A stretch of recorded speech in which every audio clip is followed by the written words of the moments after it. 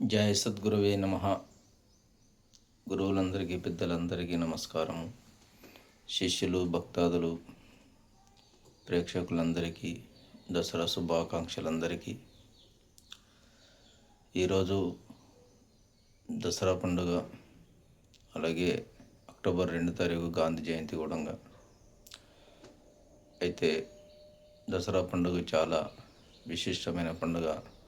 ఆప్యాయతలకు, అలాగే ప్రేమాభిమానాలకు చిన్న పెద్ద తారతమ్యం లేకుండా పెద్దలను ఈరోజు సంపూర్ణంగా పాదాభివందనం చేసుకుంటూ ఆశీర్వాదం తీసుకుంటే వాళ్ళకు యథేచ్ఛగా ఈ సంవత్సరం సుఖశాంతులతో ఉంటారు. అలాగే పిల్లలు ఎప్పుడు కూడా ఈరోజు వ్యతిరేకంగా మాట్లాడకుండా పెద్దలతో గౌరవ మర్యాదలుగా ఉండి వాళ్ళు చెప్పిన దాన్ని బట్టి సూచనప్రాయకంగా తెలుసుకొని వారు మసులుకుంటే చాలా బాగుంటుంది. దసరా పండుగ చాలా గొప్పది. దీనికి విజయదశమి అనే పేరు.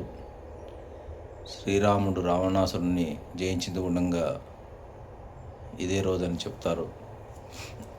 అలాగే మహాభారత యుద్ధం లోపల అర్జునుడు, పంచపాండవులు ఈ విజయదశమి నాడే విజయం పొందిండ్రని మనకు ఇతిహాసాలు, పురాణాలు, మహాభారతం, భగవద్గీత అన్నీ కూడా సూచనలు తెలియజేసినాయి. అందుకే దాన్ని పట్టుకున్న అందరూ కూడా విజయం పొందిన దినం కాబట్టి విజయదశమి అని పేరు వచ్చింది. కాబట్టి ఇప్పుడు అందరూ కూడా ఏ పని మొదలుపెట్టినా, ఎటువంటిది అయినా మనం శుభం జరగాలని కోరుకొని చేస్తే అది ఒక్క రేటుకు 1000 రెట్ల ఫలితం ఇస్తుంది. ఒక్క ఫలితానికి 1000 ఫలితాలు ఇస్తాయి. కాబట్టి అందరూ కూడా ఈ దసరా రోజు మనస్సంకల్పం చేసుకొని ఆ పరమాత్మని ధ్యానం చేసుకొని ఈరోజు నీవేం కావాలని కోరుకున్నా అది నీకు 100 రెట్లుగా లభిస్తుందని ఆ విజయదశమి నాడు ఆ విజయుడే చెప్పాడు. విజయుడు అంటే అర్జునుడు. శ్రీకృష్ణ భగవానుడు కూడా ఈరోజు పవిత్రత గురించి చాలా విశిష్టంగా చెప్తాడు. ఎందుకంటే ఆయనకు ప్రతి ద్వాపరం లోపల ఎక్కడన్నా వేరే ప్రయాణంలో పోతుంటే రాక్షసులు వచ్చి ద్వాపరం మీద పడాలి. అట్లా నేను ఎప్పుడు లేకపోతే వీళ్ళు వచ్చి ద్వాపరం మీద పడుతున్నారు కాబట్టి వీళ్ళకి శిక్ష వేయాలని చెప్పి ఈ విజయదశమి నాడే వాళ్ళందరికీ కూడా పిలిపించి వార్నింగ్, కౌన్సిలింగ్ ఇచ్చిండు. ఈయనను వాళ్లకు యుద్ధం చేసి వాళ్ళని చంపిండు. కాబట్టి ఆ ప్రకారంగా ఈరోజు అందరూ ఇన్న వాళ్లకు శుభాలు జరుగుతాయి.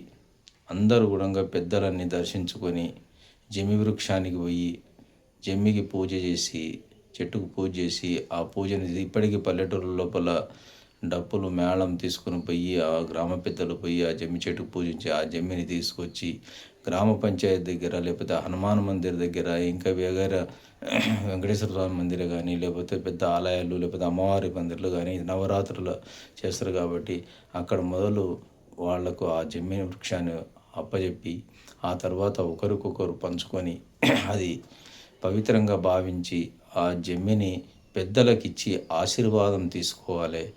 పెద్దలు జమ్మిని మళ్ళీ వాళ్ళ అక్షంతల్లాగా మార్చి వాళ్ళ శిరస్సు పైన కానీ వాళ్ళ చేతిలో పెట్టి కానీ ఆశీర్వదించడం శుభసూచకమని తెలియజేయడం అనేది. ఆచారాలు పట్టుకుంటే గాచారాలు తొలుగుతాయి, అనాచారం పట్టుకుంటే దరిద్రాలు దగ్గరికి వస్తాయి. కాబట్టి అందరూ కూడా దయచేసి మీరు మీ పెద్దలకు సంపూర్ణంగా ఆశీర్వాదం తీసుకోగలరని ఈ సద్గురుముఖంగా శ్రీ నిత్యానంద గుండు విఠోబా గారు ఈ విషయాన్ని అందరికీ తెలియజేస్తున్నారు. జై సద్గురునాథ మహారాజ్కి జై.